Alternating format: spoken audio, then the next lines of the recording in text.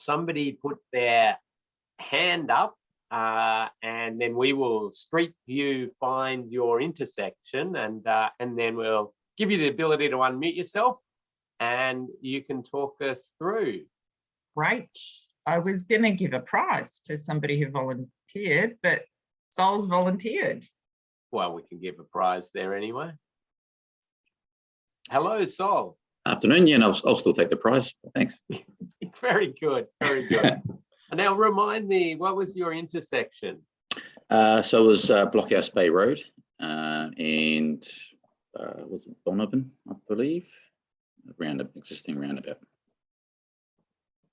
Blockhouse Bay Road, and which? Donovan, I think, just the intersecting road. There's a few actually. Do you want me to share a link in the chat? I'm not even sure. Oh, yeah. Just checking I've got the right one here. Oh, no. Kathy, bear with me here. So I'm going to get it. I've sort of got it. Sure. I just want to try to get it on.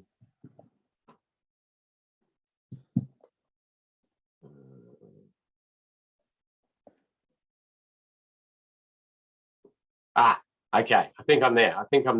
Has it got a countdown on the corner? There is a countdown nearby, yes. Nearby, yeah. Okay, perfect. All right. I'll share my screen then, and I can share my screen. Yes. So, is this the one? Yes, it is the one. All right, let's get rid of these labels that are in the way. And I came back.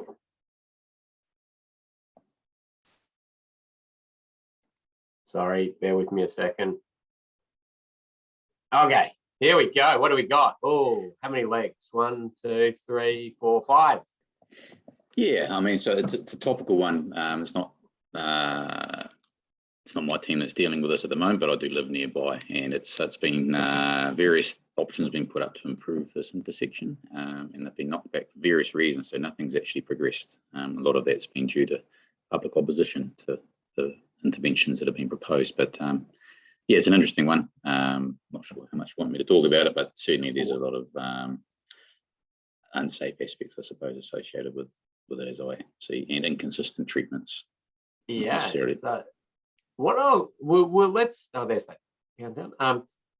What we will do is talk through it fairly systematically, the kind of way we did with our assessment. So, what are the kind of things influencing the exposure?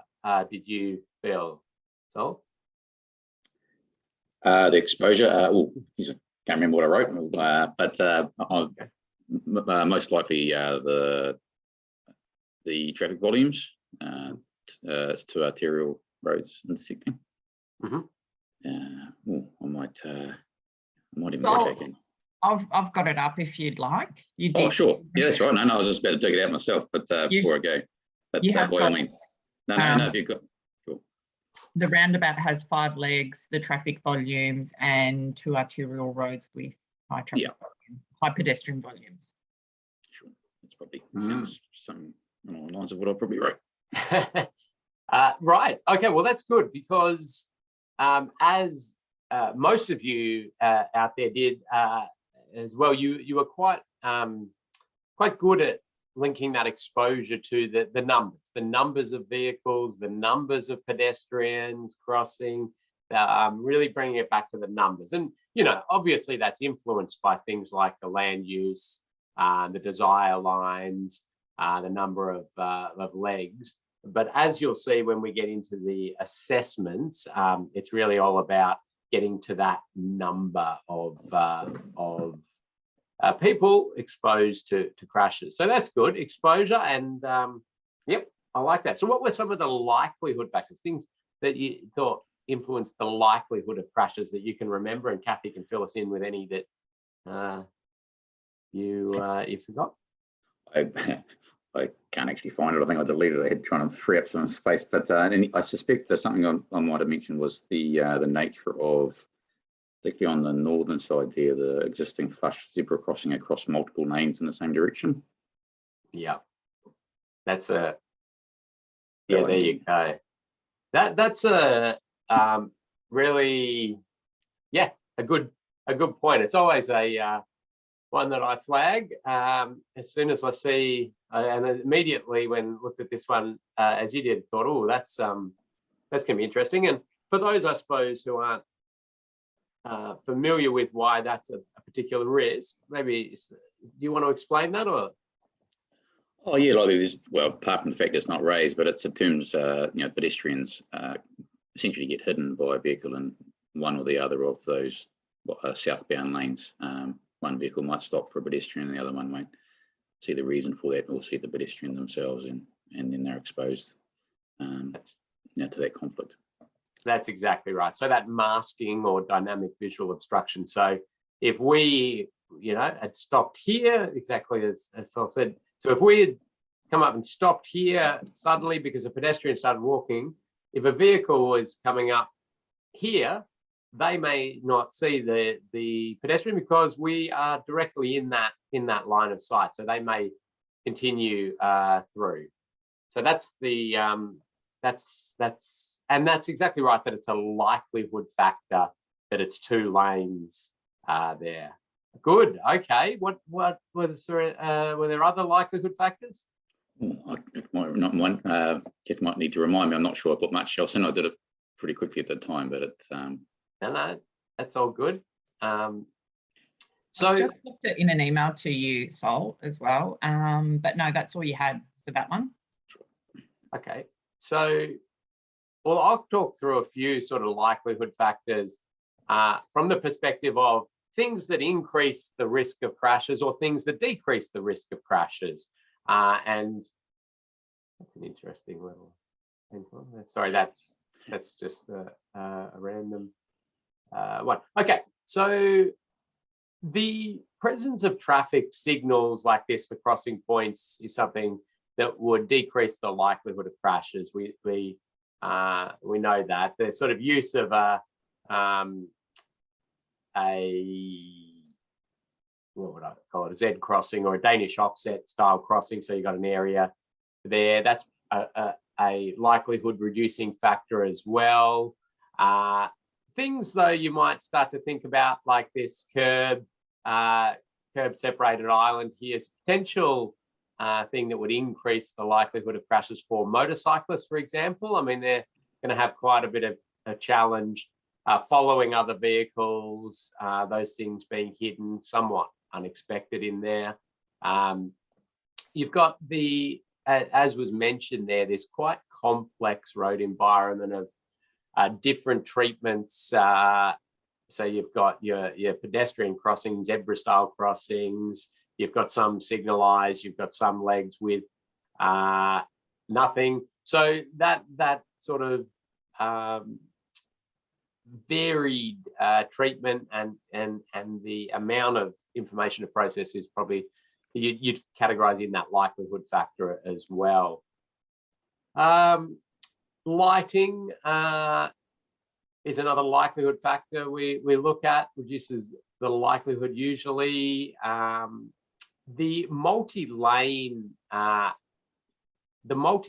roundabout aspect will be increasing the likelihood of crashes aspect as well, just for the weaving and the merging crashes that are going to occur from that. So, those are a few without getting out there and digging into detail. But I should tell everybody that when you do a full safe system assessment, you're not just looking at the things that increase the likelihood of crashes. You're actually jotting down some of the things that you think are good as well, that bring the likelihood of crashes down as well. So they're always worth having a look at. Okay, so that's likelihood, a few ideas in likelihood. What about severity? Seems I mentioned, in terms of, if others have got a view, I just mentioned the lack of vertical deflection on those flush, all the pedestrian crossings, actually the zebras and the signalised pedestrian crossing. Yep. Okay, and so that's right. So it's a speed related thing there, isn't it? So we know it's a vulnerable road user, and there's potential for speed to be for people to go in with speed, and thus the severity may be influenced. So that's a good one. I suppose some of the positives, the roundabout actually in its own right is doing a decent job in severity reduction overall for vehicle-to-vehicle conflicts, probably also a bit for vehicle to pedestrian and vehicle to cyclist conflicts, because the speeds going in will be slower, just for the sheer nature of that as compared to if it was a passively controlled intersection. So there is advantage to that roundabout. It's a very complex environment as it sits at the moment, but the speeds are definitely one. The vulnerability of users is one. Now, that may be that you talk about, if there's a lot of old people or a lot of kids or the like, you may talk about that altering the severity of crashes. Angles will be pretty good for vehicle-to-vehicle collisions, potentially a little bit for motorcyclists with some obviously fixed hazards, although it looks like these ones are flexible signs and the like. So that's interesting. So maybe a little severity reduction. But we do also think about some runoff road crashes. Now, what is the severity of the runoff road crashes? Well, it depend on the frangibility or non-frangibility of any sort of roadside hazard. So, in these situations, we've got the trees, we've got this little retaining wall, we've got the light posts, which are rigid light posts. But you may say, well, okay, so that's increasing the severity of runoff road crashes, but the speeds will be so low for anybody running off the road that maybe all of that is a very low risk in totality. That is interesting, isn't it? The one spot with the raised crossing doesn't have the pedestrian priority, so it's just a non-priority crossing leg there. It's interesting. Okay, so what did you then propose to alter to influence exposure and likelihood and severity, or different things within each? What were you thinking? Yeah, I mean, I guess with just bring up the one thing, I was just concentrated on the pedestrian aspect, I suppose. So for exposure, I suggested reducing the number of legs at the roundabout from 5. For likelihood, I suggested reducing the number of lanes on that approach through that crossing, which you've got highlighted at the moment. And for severity, talked about raising the crossings onto platforms. Very good. Yep. Ticks all around there. And this is probably a good example there, is in a pedestrian sort of walking up there, and the car could be shooting along here to get a quick run. And yeah. So yeah, no, exactly right. Good thinking there. And certainly the blocking off one of the legs would reduce the number of vehicles, entering there potentially, at least at that isolated spot. I mean, they may come around and enter in anyway. And so but we are talking about some exposure factors there. So I was just going to have a little bit of look at the surrounding network to see how that would possibly work. It might be a challenge, but and then the likelihood reducing to one lane, and the severity slowing people at the conflict point there is absolutely spot on. That's excellent. Well done. Thank you. Right. That wonderful example. Thank you, Sol, and prize coming your way for volunteering. Now, Kathy, or anything else to add there, Sol? No, not at all. No, I appreciate it. Yeah, again, it's just been a pretty topical one in recent times in that particular part of the city. So, and ongoing. Yeah. Okay.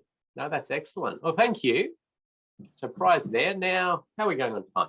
All right. If somebody else wanted for us to jump into their one, we could certainly do that. So if anybody else wanted to pop their hand up, and I think we can drop cell away, remove there. Anybody else want to pop their hand up?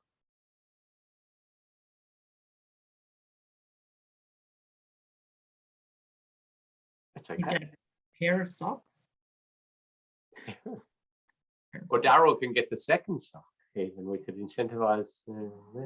No, it's all right if people want me to jump into a few things. Well, I think in looking through the assignments that have come in, and still a few of you still to do it, I've been pretty impressed with this group's ability to get their head around that exposure, likelihood, and severity.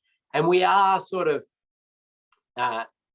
easing you into this safe system assessing with sort of one concept at a time rather than dropping you straight in. So we'll be able to chat a bit more about that. So I'm going to run through some slides, but maybe if anybody did want to put their hand up and go through theirs at any point, we're more than happy to do that. Right, so let me now share that screen and these slides going. Okay, here we go.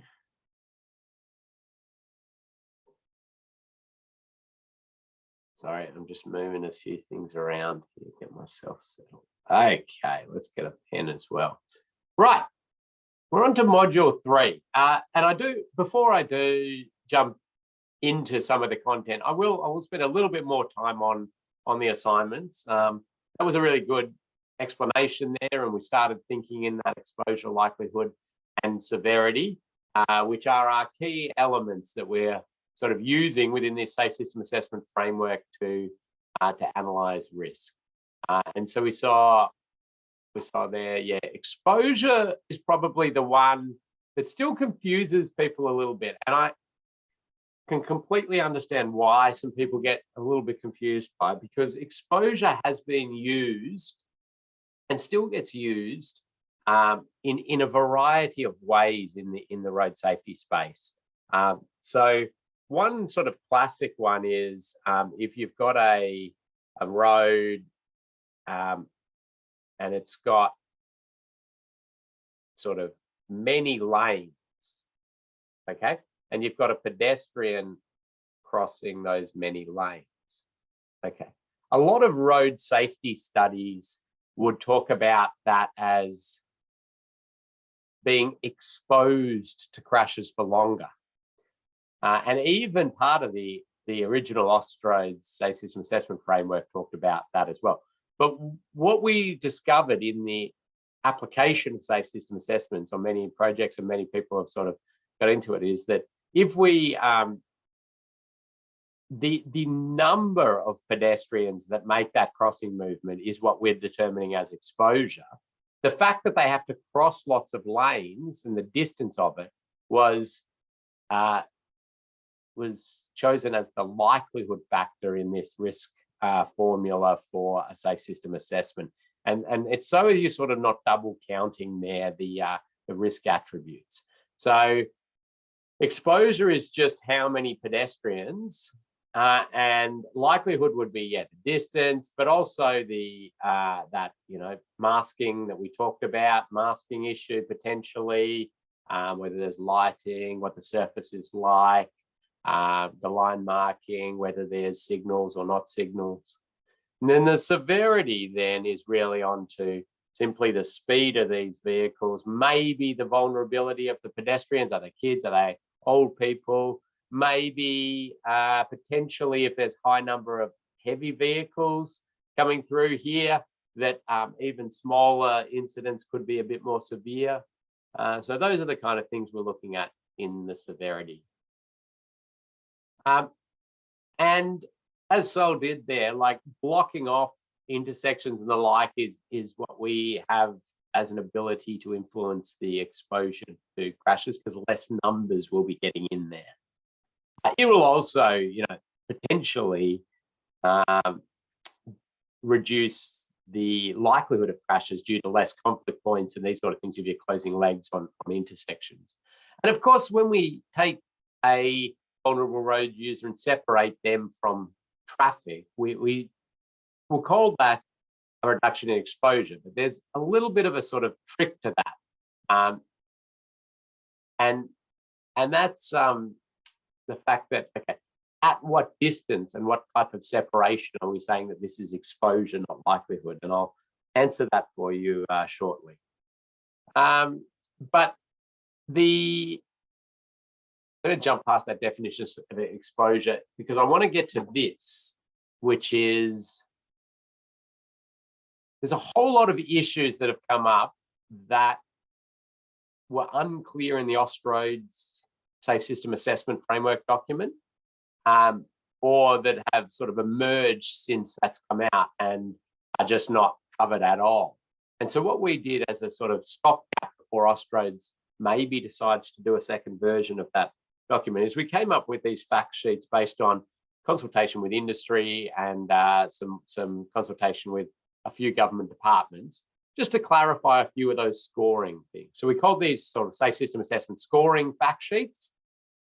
And you'll see there that there's fact sheets on a whole lot of different things. And one of them is associated with bicycle facilities, for example. And when would you call it exposure? When would you call it likelihood? And when would you call it severity? So what that's saying is that, okay, well, if you've got a traffic lane and the bikes are in the traffic lane, well, obviously there's your thing there. But if you create a bike lane for them, I'm drawing my bike symbol, but if you create a bike lane for them with a white line, is that changing the exposure? Are they not exposed to that crash now? Well, we would say no, they are still exposed to the crashes because it's quite easy for the vehicle to leave their lane and to stray into the bike lane. So we would say that that reduces the likelihood of crashes, right, but not the exposure. And then you'd say, well, what about if we moved it out a little bit and we put a sort of, okay, we made that a chevron painted area and we put the bikes out here. Now are we able to say it's exposure? And again, still we'd probably say no, because again, that painted area ability to get across there for vehicles if they're texting or they're well asleep or distracted by something or hooning or whatever it is. And then you go, well, okay, well, what about if we put a barrier system down here? And now I'd say yes, not exposed to that crashes, because under all of those scenarios I just put forward there, the texting, the falling asleep, dropping coffee in the lap, going fast or whatever, they're going to hit the barrier system and the bulk of the, almost all of the times be contained and not get to the cyclists, assuming we've got, the deflection space and everything like that. Or maybe this goes out another 20 meters and then are we happy to say, well, it's a completely off-road shared facility, quite far off the road. And then maybe at that point you're willing to say, yes, that's a reduction in exposure. So we tried to explain that in this fact sheet with some things that influence exposure likelihood and severity for those bike facilities, mid-block bike facilities. We've got ones for how to assess projects with multiple sections. So you might be asked to do a safe system assessment of a whole route with multiple intersections along it. A little bit of discussion exactly on likelihood, which I'll come to, and intersections, how to calculate exposure. But some of these might be relevant to you yet because we need to do the next module where you're going to get told how to put numbers to things and calculate stuff. But you might find these helpful as you're taking the next steps. Anyway, I just wanted to flag those are in there, and we've put them into Moodle so you can download those and share them around or refer to them when you're undertaking safe system assessments. Ken, we've had a question come through. Can Yep. you take that one? Yeah. When we're doing the assessment and providing a solution, is there a scoring system or notes to talk to whether it's feasible or practical? For example, how will it impact traffic volume congestion if we remove a lane and the residual risk of doing that solution? Good question. So when you do a safe system assessment, and it kind of links into what we're going to talk about today, when you do a safe system assessment, you try to understand the context and the objectives of the project that you're assessing, or what is the one network or the movement and place function of the area, and you understand a little bit about that. But when you get to, and the reason you do that is because you want to make a meaningful recommendation to whoever's planning this project that will assist them in getting a safe system outcome, or as close to a safe system as we can, but is still practical and meets their objectives and their needs. But we do often push hard in safe system assessments of things that people, get uncomfortable with and annoyed at. And it might be that fact that, okay, we're going to reduce this to one lane, and yes, it's going to increase traffic. But if you're doing that from the position that you've discussed with them and that they've clearly talked about pedestrian importance in this area and increasing active transport modes, making it more livable and the like, you're kind of pushing it over to them and to say, well, that's what you told us, and this aligns better with safe system principles because it reduces the likelihood of crashes. That's our idea for you to consider. Now, they don't have to take anything you say on at all. It's just there's some ideas for you to consider.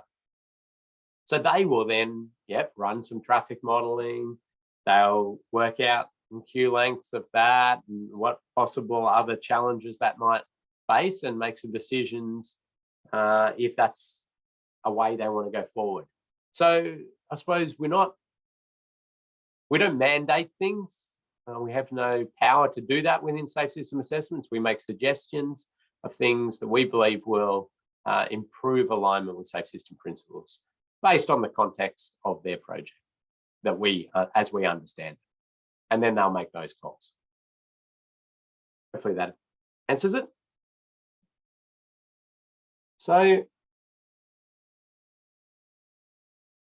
this module, we're going to delve into a bit of that sort of strategic land use planning thinking, the one network framework, movement and place thinking, and how that links to safe system and safe system assessments. We're going to identify key characteristics of vulnerable road users. So those are pedestrians, cyclists, and motorcyclists that align highly with safe system principles. And I suppose within that, there's quite a raft of road users we just generally categorize as pedestrians. So we'll talk a little bit about that as well. And we're going to categorize key factors for vulnerable road users into exposure, likelihood, and severity, because that's what we are very much doing in a safe system assessment. So the more practice you get at that and the more things you see, the better. And please do keep your questions coming in. I will be asking you to do a few little activities for me shortly. But let's start with the One Network Framework movement in place. Okay. So at a very sort of basic level, I'm sure many of you are quite familiar with this, probably use this sort of stuff a lot, but at a strategic transport planning level, we're trying to acknowledge, I suppose, we've moved to now very much acknowledging that streets and roads, they perform a place function as well as a movement function, and sometimes it's stronger on either of those. So you can see here some sort of graphs, and I'll concentrate on the urban one for this sort of exercise. But you can see down the bottom we've got place, and over here we've got movement. And what it's saying is that we can have roads that perform a high place function and a low movement function, that perform a high place function and a high movement function, or vice versa. So let's zoom those in a little bit. And let's just use a sort of classic example here of a motorway. Kathy mentioned motorways in the quiz. And a motorway, for example, is a very clear movement function because it does not perform a place function. And when I say place function, I mean an area for people to congregate, to interact, to socialize, to trade. You know, you want that vibrancy. That is what we sort of define as a place. I think there's like 10 characteristics that you can evaluate the place value of any area with. I don't know them off the top of my head though, but we certainly don't want that sort of stuff on that motorway, nor would we want it on a dedicated cycleway. So I say that because I don't want people to think that somehow movement is about movement of vehicles. No, it's about movement of people and goods through an area. So it could be a dedicated cycleway that we would consider a transit corridor. And it's about movement. And we're not going to encourage anything in there that that would make it sort of, or give it that place feel, because we want to continue to have the cyclists go through there as quickly as and uninhibited as possible. And down the other end, okay, well, we've got, some civic space areas where we're talking about really areas that are almost all place. Okay, they might be a street of some description, or used to have been a street or a laneway of some description, but they've moved now to just providing that place value. And your classics are your malls, or the like, or your streets that are so vibrant with activity and trade and people, intermingling and having coffee, sitting there and playing. So, a very different road environment, but plays a pretty important role in our community and society.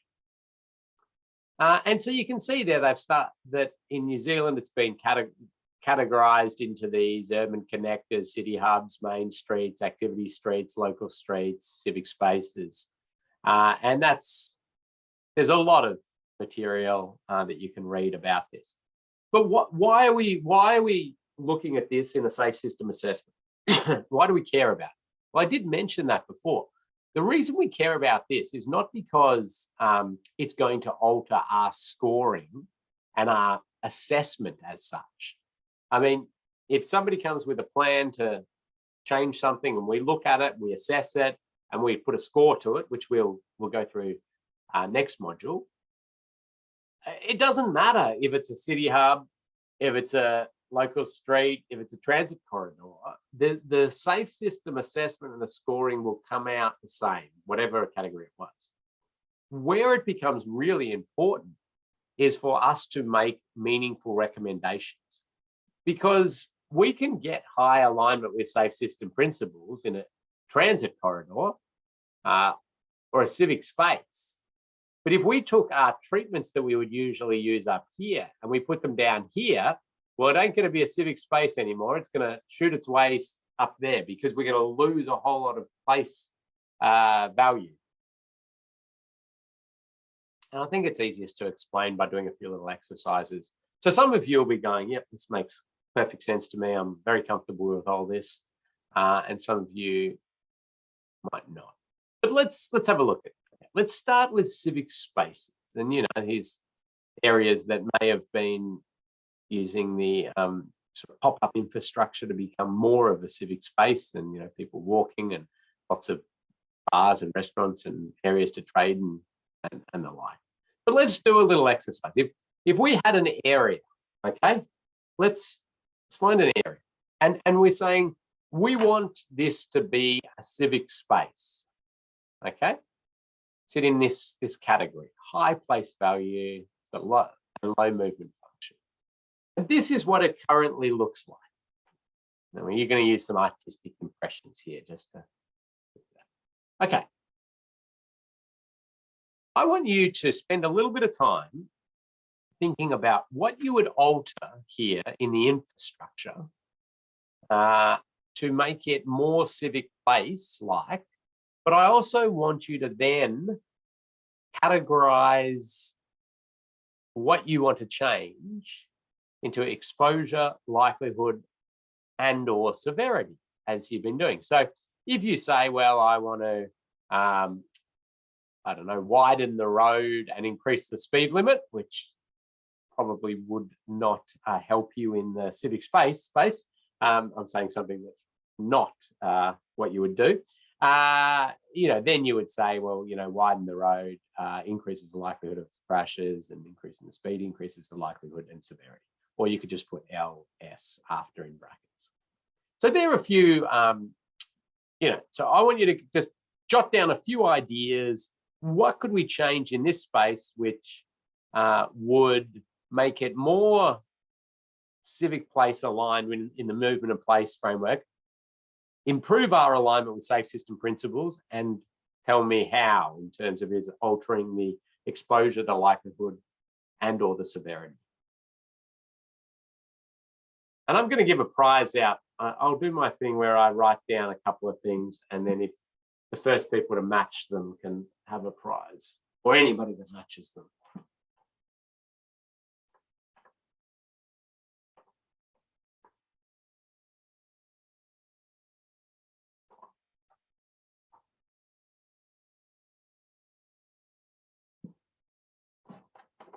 I'll give you a couple of minutes to do that.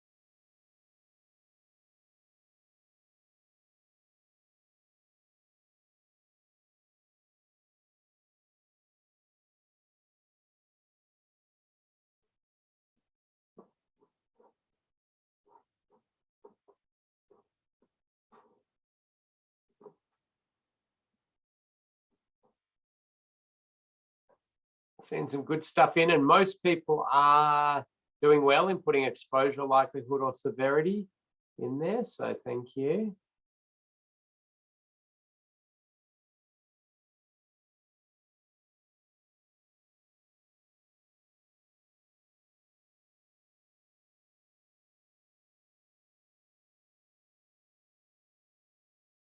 Okay.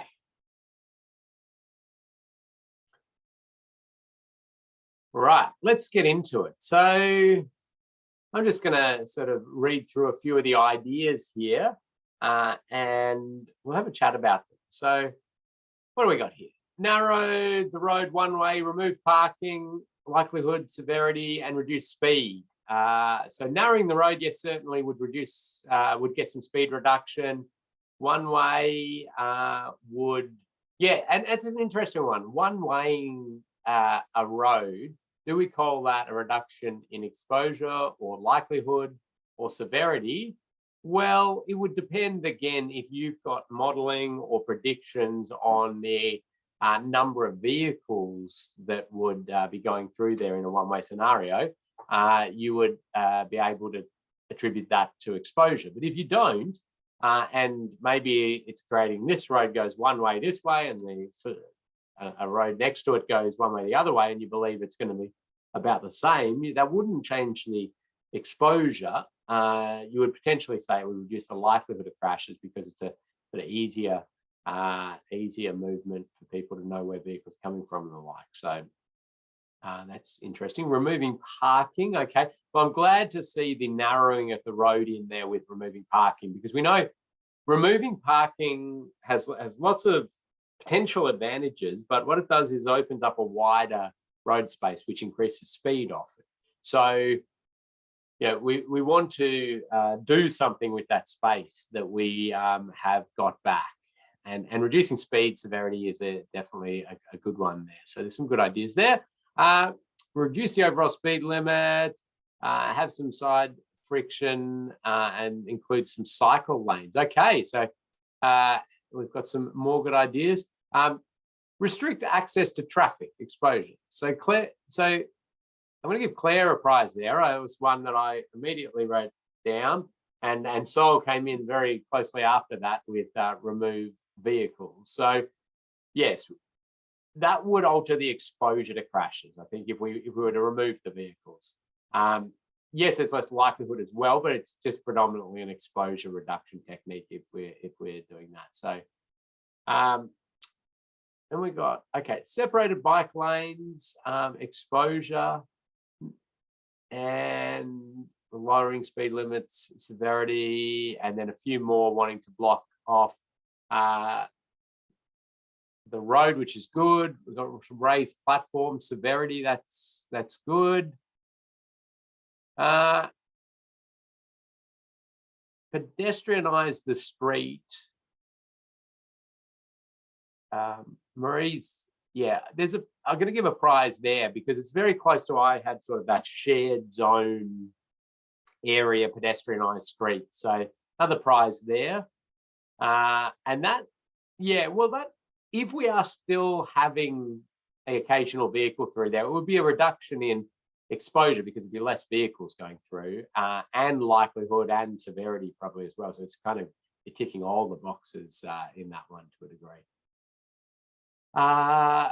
Shorten crossing distances, so building out, reducing, that one will reduce the likelihood. If we're not altering the number of people crossing or the number of vehicles, that would be a likelihood reducing factor in a safe system assessment. In a lot of other sort of road safety studies, they might talk about that as exposure, but just for our clarity, that's a likelihood reducing factor. Warning signs, traffic lights could reduce the likelihood of crashes. I'm going to jump through a few here. I'm seeing some really good ones. Oh, there's a direct reference to a shared zone. Well done. Could build out speed reductions, lower speed limits.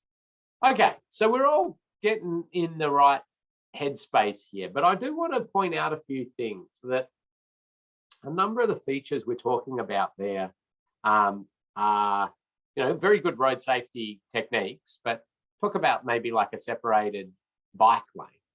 Well, separated bike lane is a movement, it's a movement orientated infrastructure tree. So when we're thinking just about that civic space, it's really probably not your appropriate treatment to create these dedicated bike facilities. I mean, the immediate sort of thing, if we've got a civic space, down here, is we're really saying that, movement is not important at all, getting people through there fast, be that on a bike or in a car or the like. And we're really saying that this should not function like a road. Like, that's not what we want it to be doing. Now, yes, maybe some of you are sort of thinking it had moved up a little bit, and we're starting to then have this movement requirement, but yeah, those sort of facilities. And it's also the same with pedestrian crossing facilities, right? As soon as you put a pedestrian crossing facility in here, you've clearly said this is a road for movement, and you pedestrians, you can cross at these specific locations when, well, sometimes when it's appropriate, or if you've given the pedestrians priority, you're just still saying that's your spot to only cross there and then, and it doesn't tend to create great civic spaces if you've got pedestrian crossings and still vehicles moving through there at speed. So let's have a look at sort of I suppose an artistic impression of more of that civic space feel to it there, and you can see a lot of the features that you've all talked about. Now, I would say they don't need that at all, but it's in the artistic impression, because really, if you can get this down to 10 kilometres an hour and shared zone it to a degree, your vehicles can go through there. We've got hugely reduced likelihood of crashes due to very short crossing distance, very low speeds being travelled through there, big wide footpaths, good lighting and all of that. We've got a very low severity of crash if an incident was to occur, and the exposure will likely be down. Here and again, I don't want to I don't want to predict that without some data or some people giving some expectations on what the vehicle traffic would be through here, but the exposure from that vehicle to any other road user perspective will be right down. So we're sort of creating these very low speed environments, very friendly and open and the like, and it's a really nice nice look and feel. As you increase your movement requirements in these areas, you start to then move to some of those spaces that we heard people talking about there.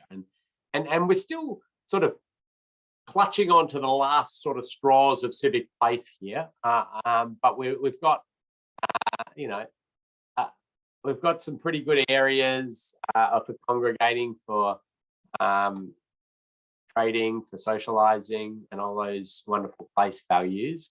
We're starting to really provide those movement corridors though through in these areas and dedicated crossing points. So I'd say this has just slipped out of that civic space in terms of there's quite a bit of movement function through here.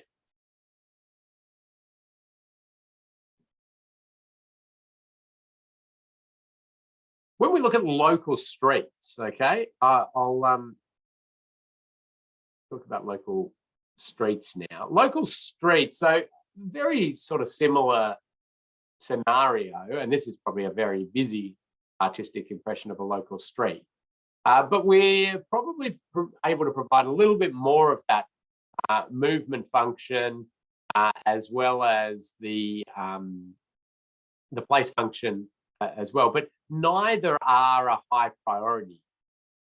They're not providing high place value and they're not providing high movement function. Now, you don't tell the residents of the houses that it's not high place value because they think it is, but that traditional thought about place value being trade, socialization, socializing, interacting and all of that, it's they're getting to their homes, they're living in their homes. There's a bit of playing in the street, which is good sort of place value and the like. But we can certainly look at some really sort of low speeds through these areas. Okay, I'm going to get you to do the next one like we just did before, but I'm going to give you a bit more time because I'm also going to give you the opportunity to have a stretch and fill up your water and everything like that. But this is where we get into this zone of what we would call city hubs. And they're really tough to deal with usually because they are sitting up there with high place, but also high movement requirements. Okay, so we're again going to try to create these high levels of safe system alignment, but also meeting that place and still moving people and goods through that area in a reasonable way. So here's our scenario for this one, and it's going to be the same exercise. So you're going to be jotting a few ideas down, putting exposure, likelihood, or severity next to each of them. But we're seeing here a big arterial road, and it's 70 kilometers per hour, and we can see there pedestrian overpasses in there, and some pedestrians, lots of lanes of traffic, lots of road space to work with there. And so, as I said, it's a city. We're saying, well, this is actually strategically planned a city hub. We're going to alter it. We're going to change things to this city hub environment, high place value, high movement of people and goods through the area. And we want, of course, high alignment with safe system principles. So I'm going to give you a good 5 minutes now for you to have a think about what you would alter here, and popping into the chat with the exposure likelihood and severity, and have a break as well. So back in 5 minutes.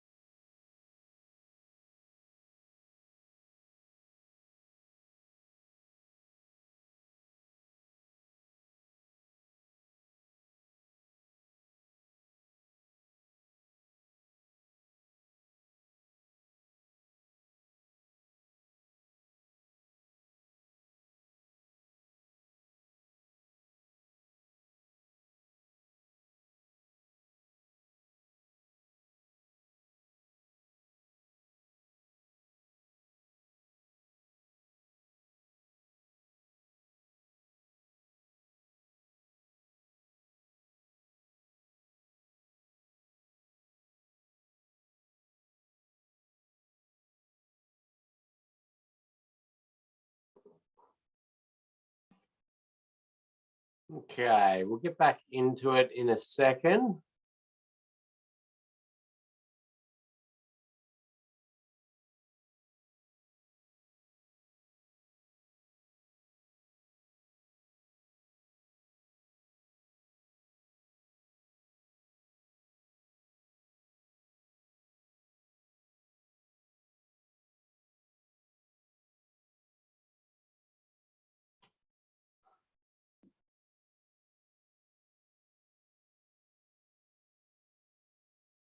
Okay. Right. Well, thank you again. I'm seeing wonderful ideas popping in here and things that do align really well with safe system principles. And so let's go through and see what we've got. So reducing the speed limit, absolutely. I mean, the place value there significantly eroded by these speeds potentially, and that would actually reduce likelihood and severity because we know that reduction in speed gives us gives people more ability to avoid crashes, as well as if they occur, their severity is down. Bike lanes, raised crossing, platforms, signals for pedestrians, reducing the speed. These are all great things, and those tend to align well when we're trying to create these environments that still have that movement function quite well through them. So all those things tend to work really well. So a great response there, and some more support I'm seeing for cycle lanes. A lot of people wanting protected cycle lanes, and that's a really good one because they as we talked about before, they provide a pretty great movement function through there. They're not the highest super place making things, but they're pretty good compared to a traffic lane in that sense. But bus lanes and the like, yep. So moving buses and vehicles through there, good one.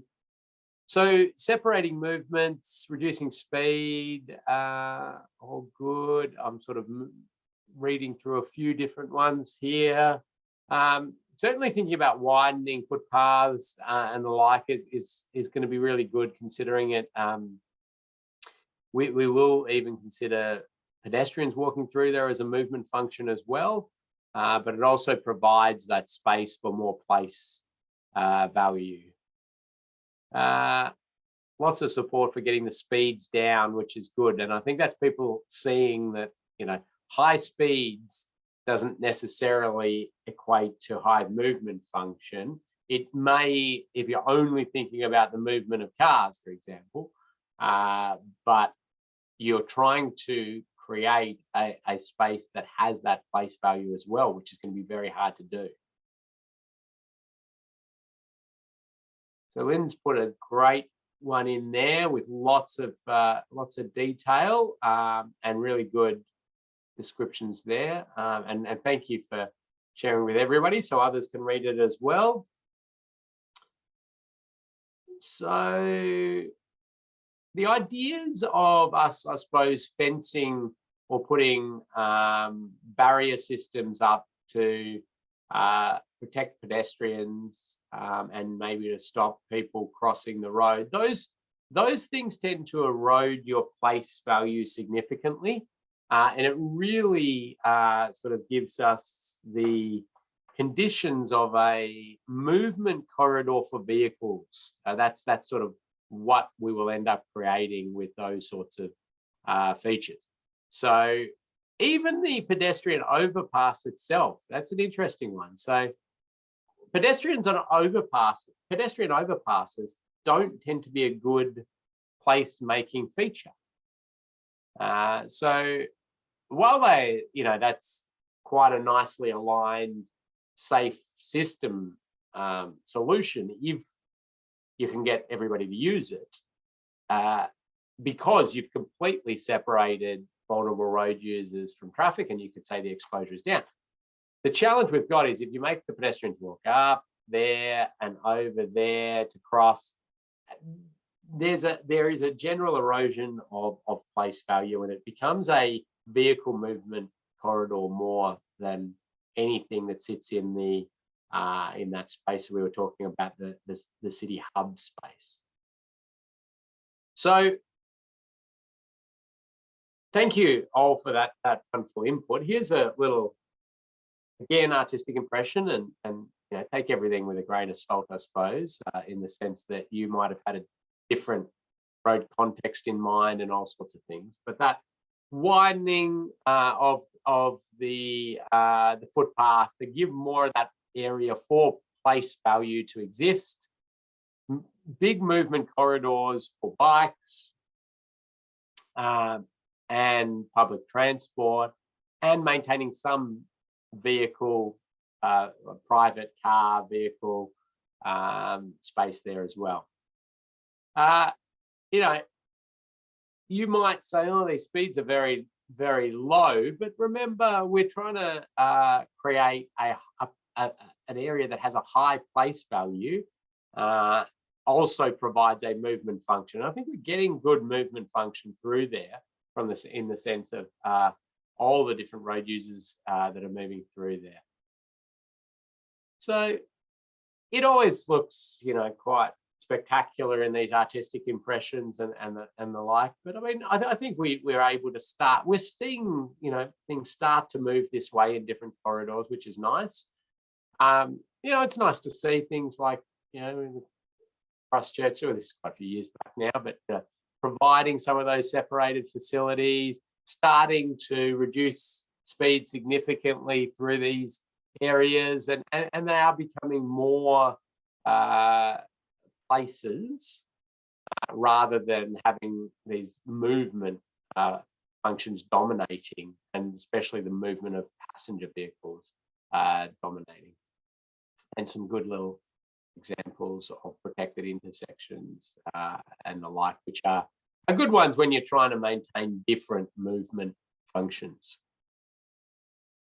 Jump in with any questions as we go, but I'll talk. We won't do this one as a group exercise, and I think we'll be able to move to give you a little bit of time to finish off your quizzes and the assignment for those who haven't quite finished it yet at the end of this session, with give you 10 minutes or so probably at the end.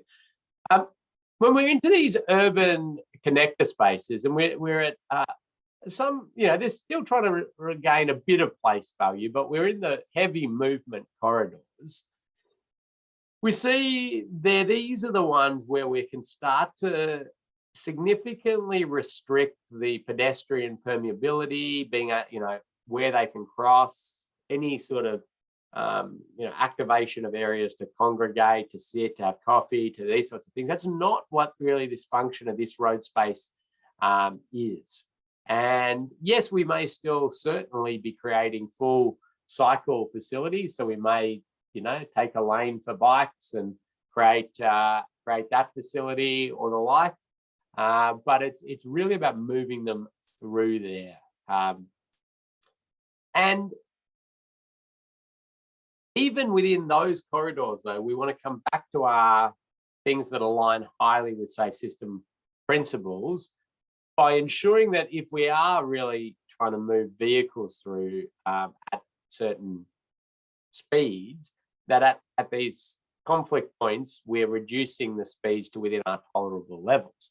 And so by nature of this, we're going to have areas where pedestrians would have to cross, which you'd need to bring the speed significantly down to align highly with safe system principles. Or these are more the road environments where you'd be looking at those pedestrian overpasses, because you can keep those vehicle speeds up. So what we're seeing there is that we can achieve sort of high alignment with safe system principles through a variety of infrastructure techniques. And we need to know that context before we start making recommendations or things for the project team to consider in alterations to their designs or the like. Now, a lot of great strategic transport planners out there are doing a lot of this thinking already. We're just going to show them a way to, I suppose, quantify it a little bit more, and that'll be in the next module. Okay, so pedestrians and cyclists, they are considered our most vulnerable road users. We know that there's sort of that 10% risk of serious injury at around that 20 to 30 kilometre per hour mark, and almost certain death up at those 50 kilometre per hour impacts. Talked about the young and old being even more vulnerable. And so ideally we're managing speeds around that 20 kilometres per hour, if possible, where pedestrian volumes are significant, or we're starting to look to separate. So let's talk about bikes. And we talked a bit about that separation and when we would call it separate. The separation when would we call it exposure, or when would we call it likelihood reduction? So something like this one, where we've got access points in and out, and certainly crossing roads, I may be inclined to go into calling this just still a likelihood reducing factor. It's getting close to being able to say it's a severity, an exposure reduction. We talked a little bit about roundabouts and their value from a road safety perspective, and some of these urban roundabouts become a bit of a challenge. And we saw that one that Sol showed us and presented to us, which was really, as I was saying, quite beneficial in terms of the speed reduction that roundabout would be providing. It gives an ability for vehicles to circulate, especially when it's sort of lower volume times. It would probably circulate quite nicely and people wouldn't be delayed too much. But you've got often challenges with how do pedestrians cross, how do cyclists navigate through these areas. And now this is sort of some of the really, I suppose, newer ways for the Southern Hemisphere in terms of how to manage some of that, and providing that secondary bike facility around the roundabout with pedestrian facilities as well is quite an attractive way to reduce the likelihood of crashes, because you've got good, clear crossing points, clear priority in these areas, and the severity is significantly down because of the fact that you've got the raised areas. You've also still retaining the roundabout, so everything's sort of ticking all the boxes. So that's the Moray Street roundabout. It's a mock-up, and if you were coming along here on your bike and you wanted to do a right turn, you'd sort of get in there and you'd go up there and around you'd go, and that's how you do your right turn, for example. So there it is built. It's not just an artistic impression, that one, and performing pretty well. We did an evaluation of some components of it, performing really well, quite well used. We've got a safe system snippet on it. If you want to read a little bit more, you can click on that link in your PDF of the notes. But you can see there where we're trying to retain as much of the benefits but also provide those facilities for the different road users. Now, again, this is clearly had been set under the movement in place framework to hold some movement function, but thinking about movement for pedestrians and cyclists and vehicles as well. Still not so much in your civic space area, because it's not trying to encourage people to hang out there and play and have coffees with friends.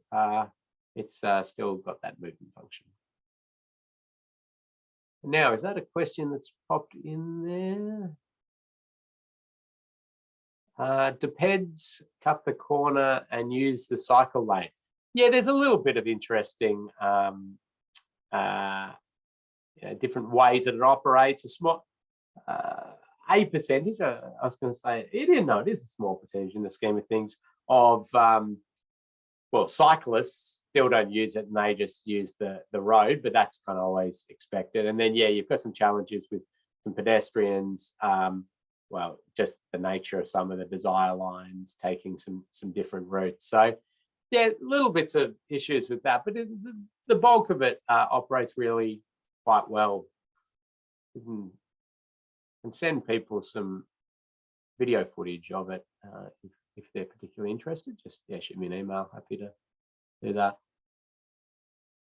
I like the idea of this, and I think I think there's a lot of urban areas where something like that is absolutely achievable, feasible, and will get quite a bit of support from quite a bit of the community. I mean, the local council here is particularly passionate about active transport, and I kind of love their attitude, which is that they, this is their objective, is to get more people walking and cycling through this area and provide them the facilities.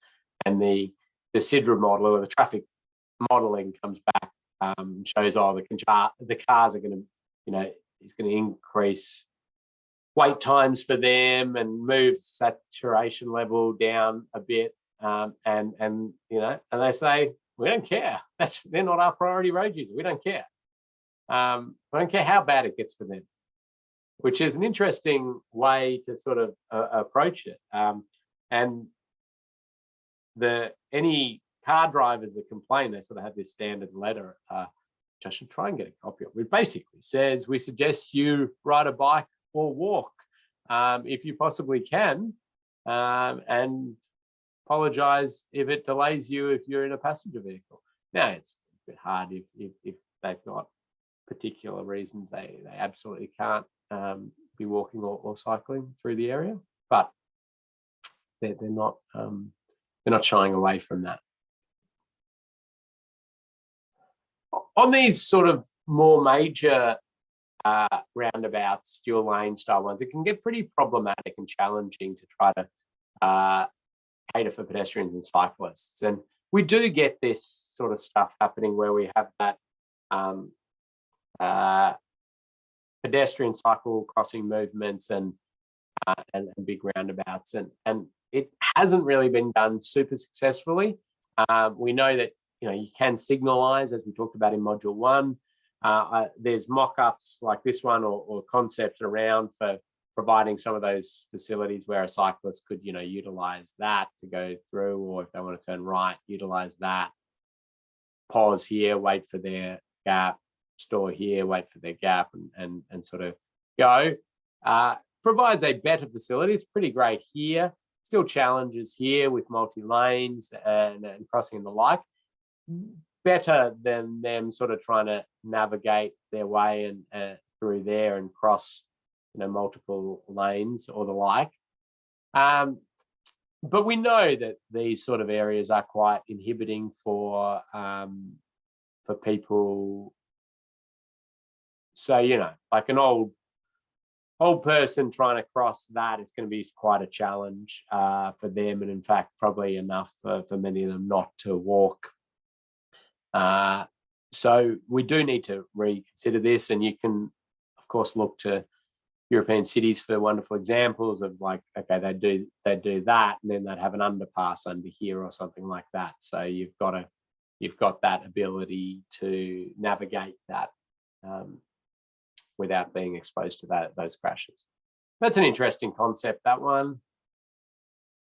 And this is a nice little diagram which we adapted off a Dutch diagram, but it's sort of just showing, well, what facilities are we providing to try to align somewhat with safe system principles. Around the 30 km/h, maxing out at that or below, you can really continue to share that lane because the severity is low, the likelihood's low.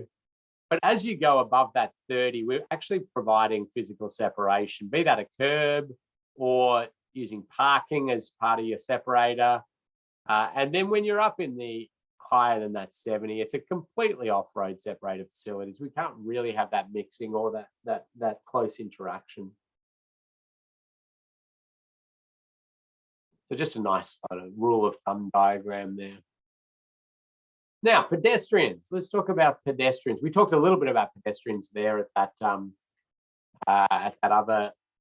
that other one, but let's talk about pedestrian crossings. And I would call a raised pedestrian crossing a wombat crossing. It's probably not what you would call it, but a raised pedestrian crossing like this one, a wombat crossing. Now, this one is a New Zealand photo, obviously. As I understand, you're not using red anymore as a colour to mark these out.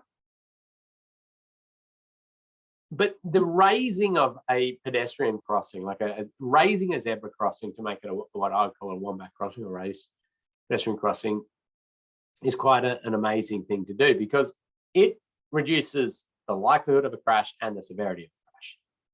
Now, an at-grade zebra crossing or pedestrian crossing, so it's not raised, in a lot of situations we know that does nothing for road safety or makes things worse. So without the speed reduction and the elevation there, pedestrians having priority and walking straight out, and the vehicles still potentially going at speed, and we know the road safety outcomes are not great, but raising the crossing point just makes it extremely good in terms of the likelihood and severity of pedestrian crashes, to the point where I say, if you have enough pedestrian crossing or enough movement and place consideration to call that a through crossing point movement corridor for pedestrians, that you want to give them priority over vehicles, I don't see any reason not to raise it. Yes, it might cost a little bit more money, but if that's been determined, the protection of the vulnerable road user is so important. Now, people might talk about, buses, and heavy vehicles, and those sorts of things, and those challenges. But there's plenty of ways to deal with that, to get either your ramp grades correct, or instead of potentially raising it, putting some sort of speed cushion on the approach is, in my mind, the equivalent of raising it to it. Not quite as good, but very good in the sense that it slows vehicles down. Larger vehicles can straddle that; their wheels can be outside it, whereas but they'll still slow down. So there's lots of options there. But we certainly do know that facility, here's another example, is a extremely well-aligned safe system facility, and it's due to the fact that it reduces likelihood and severity of crashes. Also has these spin-off benefits of increased ability of a whole lot of road users to use the facility.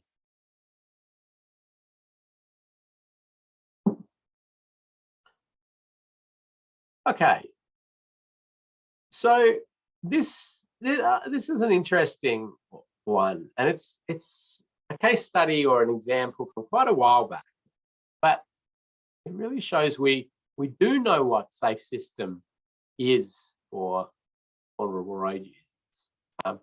But let me give the scenario here. This is in Adelaide, and in this area, in the sort of traffic island here, they're doing electrical works for the signals and some other electrical works, and then reshaping the curb or something like that as well. So there was determined that, okay, well, they're doing these works in the island here, so we need to reduce the speed limit on the main road here to 25 kilometres per hour, because that's actually what South Australia uses as their work zone speed limit.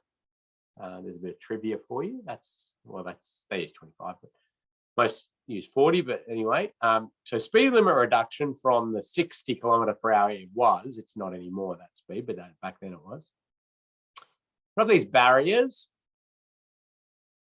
and then the workers could work in here for the week or week and a half that they're doing their work. So that's the traffic management setup. And then that finishes, and they take all of this away. Speed limit goes back up to 60, and we see about 3,000 at least pedestrians a day sort of standing in that island at different points. And so the question becomes, well, why are we protecting the workers only. I mean, they're pedestrians, but yes, they're doing a job. So maybe that's it. Maybe we're saying, well, they're concentrating on the job. So they're not looking for hazards and things like that. Well, the reality is that most of these people are looking at their phone or not, or maybe intoxicated or all sorts of other challenges. But for some reason, we're very comfortable in providing this protection for a worker, but we don't afford that protection to the general public.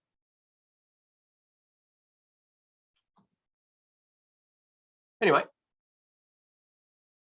and that, I suppose, is my sort of elevator pitch for road safety, if I go back to it. If somebody says to me, well, not for safe system, I suppose, is to say, elevator pitch being a short statement, what is a safe system? So, well, do you know occupational health and safety? You've been exposed to that, do you understand sort of that? And most people say, yeah, I sort of understand that. And then you say, yeah, okay, we just want to afford that level of safety commitment to the general travelling public. You can sort of see that. I mean, immediately they jump to practicality problems and costs and all sorts of things. But at a philosophical level, I mean, that's it.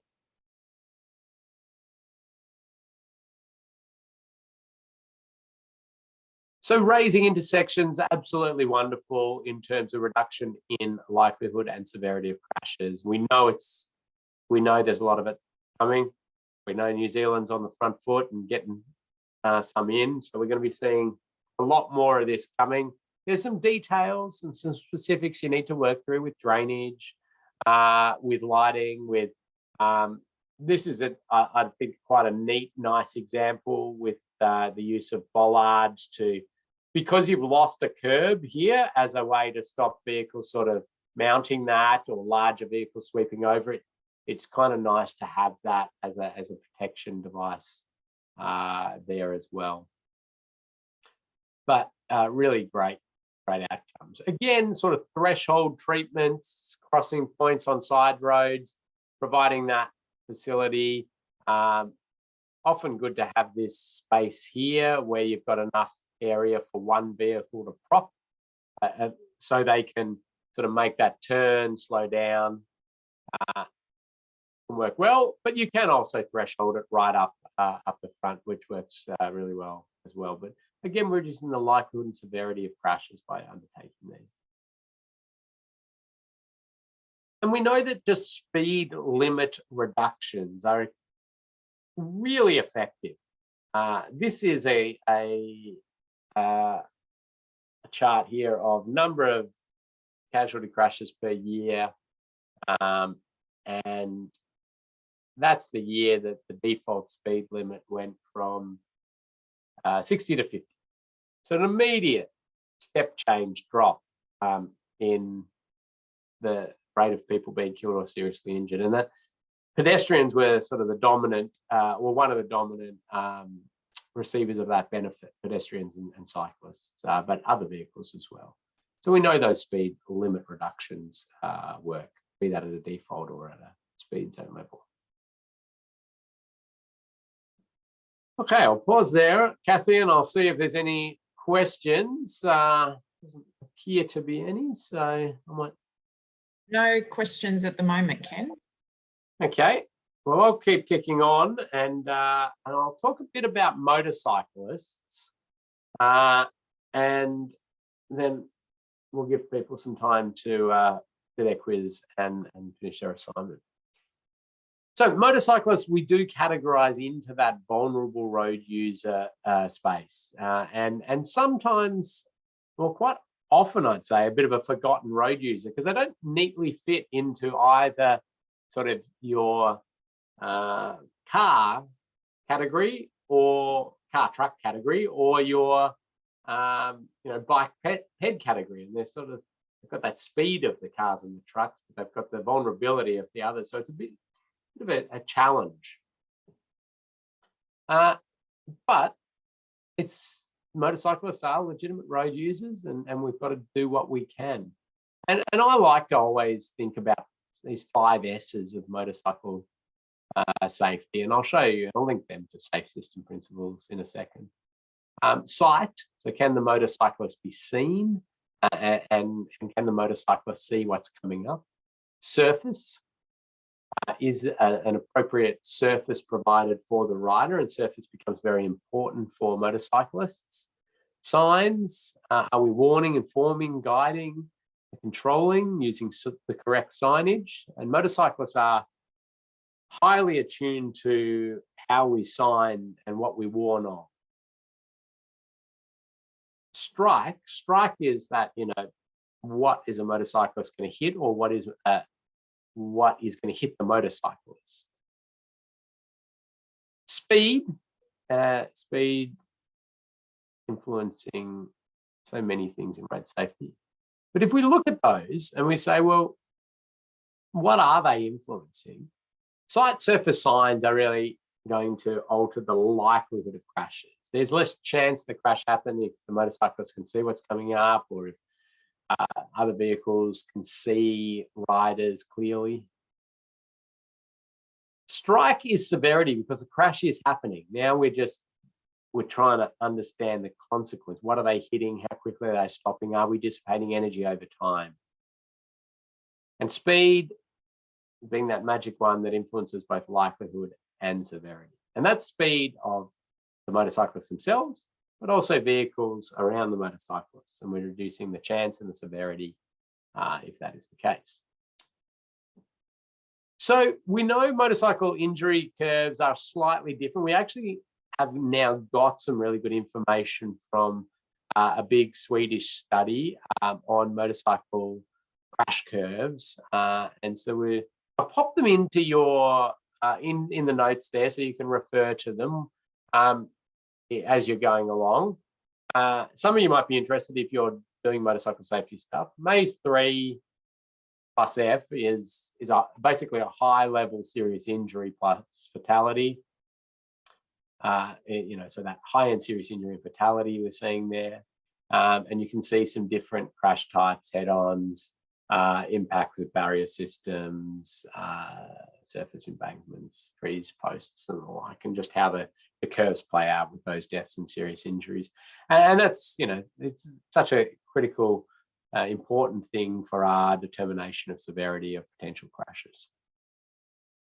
Let me just jump through those 5 S's, but please pop your questions in as I go if you want to ask anything. We will have a little bit of time at the end if you want to ask questions about your assignments or anything that's been covered so far, because next session gets us straight into some of the scoring of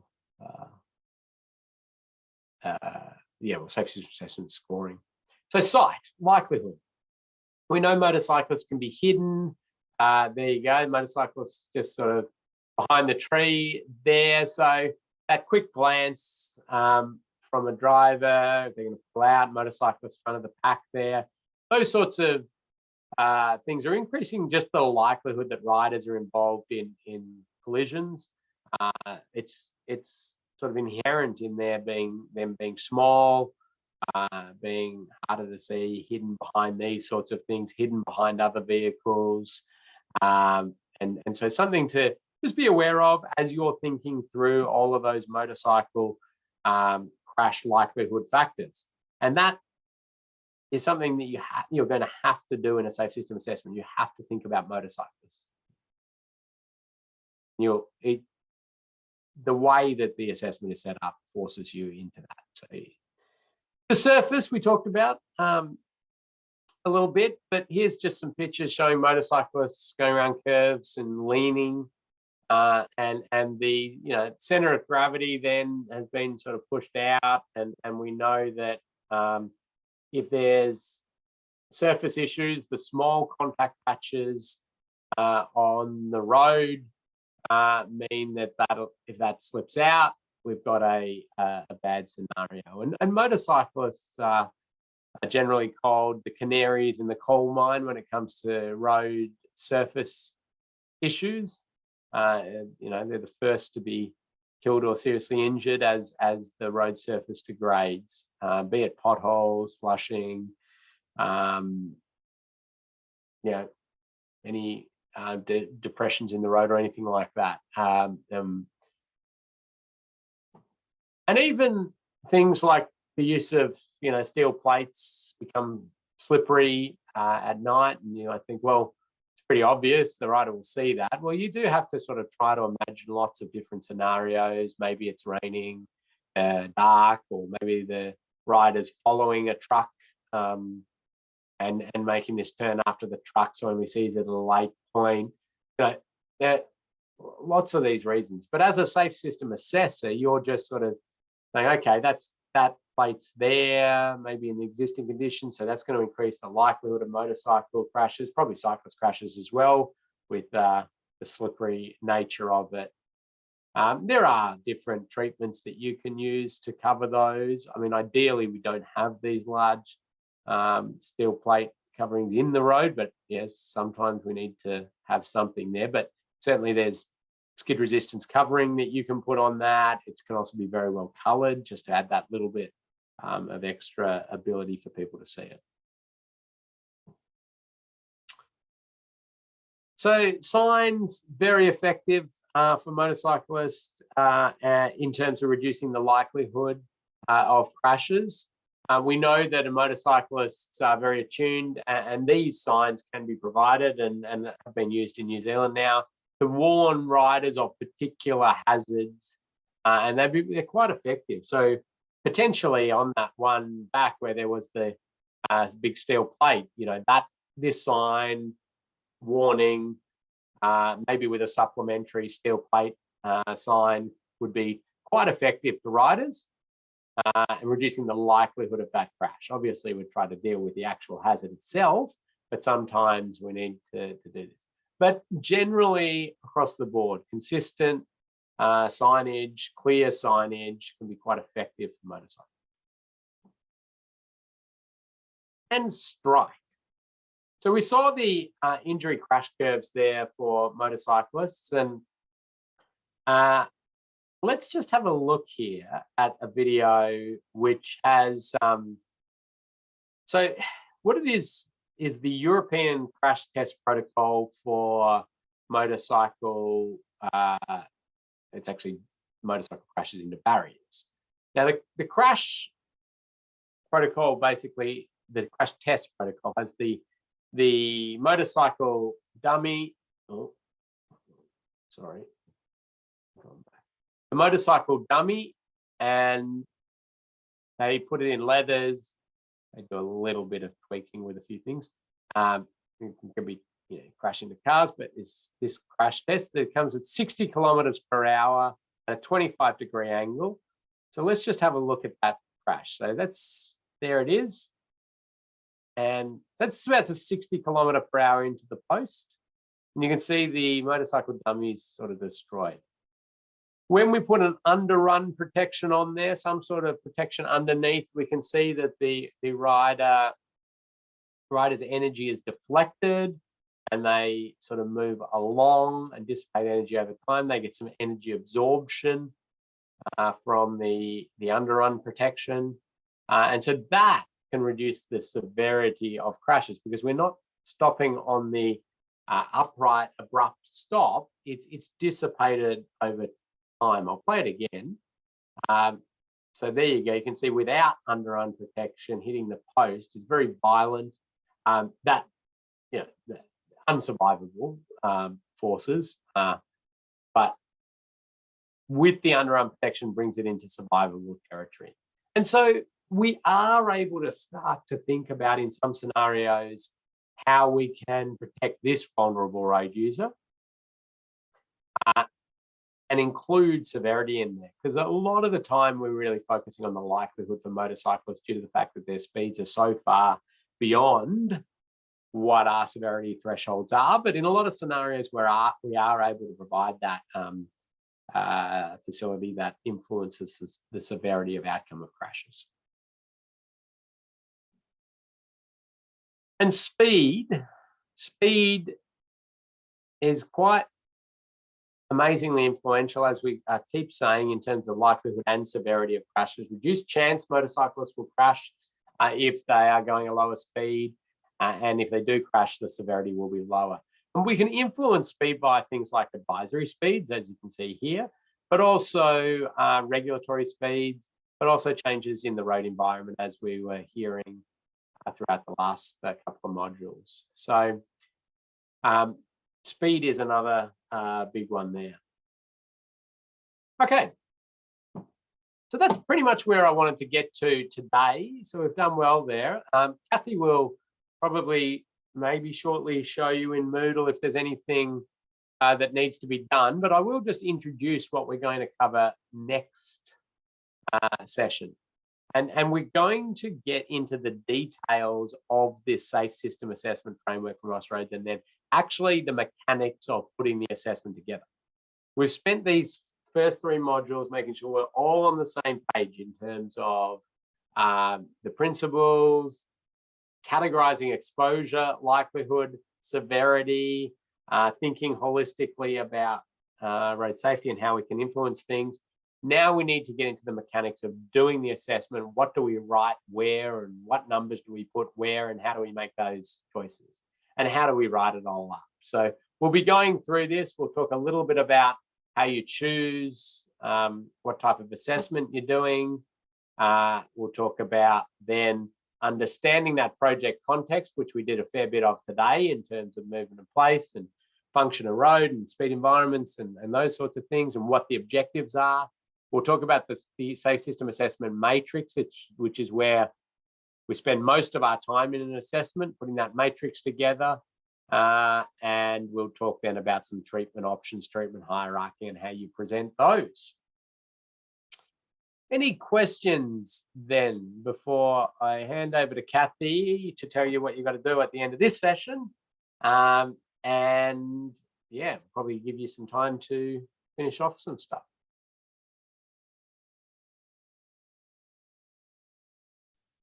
Okay, oh, we're seeing email there. Yep. Okay. And we can't hear you, Kathy, if you're talking. I'm not sure if you're talking. I was trying to talk. Yes, that's better. Hello, yes. Thank you. Excellent. Okay, so where we're at is, I just wanted to show a couple of things, actually. The safe system assessment fact sheets that you spoke about earlier and showed on the screen, they're available in the resources part, and hopefully what this is doing now. Don't you love it when you set things up to happen and then they don't quite happen? Oh, there we go. Here they are here. So it's a link to our website online where they are. So if we do make any changes to it, this is where the latest and greatest of the fact sheets are. So there's that. Now, jump back in here. So all we have today is a quiz for today's session. So, and oh, 4 people have already jumped on there and done the quiz already. So maybe I should give some prizes out to early completion people. So that's all we have for you for today. If you haven't already got your Module 2 assignment in, then please do so today, tomorrow. It'd be great to get those in and get those marked for you, because then we'll be able to give you some feedback, which will help for your actual site visit and writing up your report to make sure that you do have your exposure, likelihood and severity all categorised correctly, and so on and so forth. I think that's about it for now. So are there any other questions? Anything anyone has? It looks good. Well, thank you to everybody who did that assignment so well. And looking forward to just marking those other ones, get you on the right path. Because yeah, next session, take you through that, then give you your site and instructions and send you out to do a safe system assessment, or a mock safe system assessment at least. Actually, I just thought of something. I might get you all to also have a quick sneak peek at the next module, which is safe system assessment here, because what we've done in here is popped in your site. So you might want to have a look at that today to see where you're going or where we're sending you. And just to double check that that location is in fact close to you or relatively close to you. So sometimes in the grand scheme of time, things change, or the address you gave us was, you know, relevant at the time, but not so much anymore.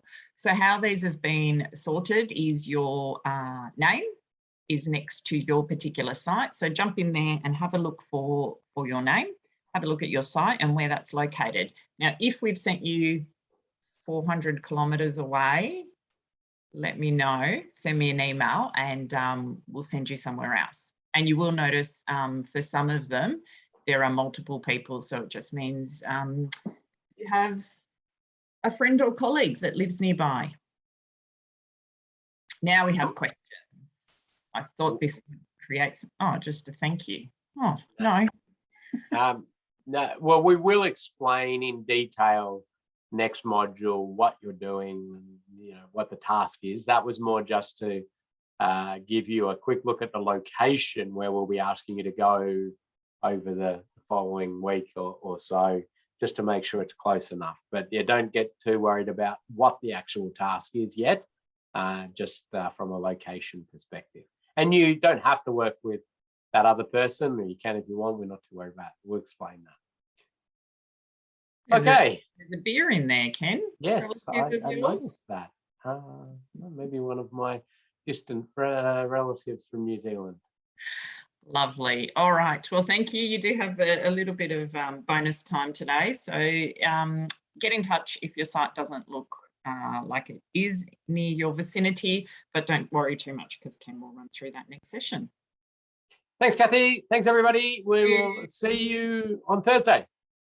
Bye. Bye.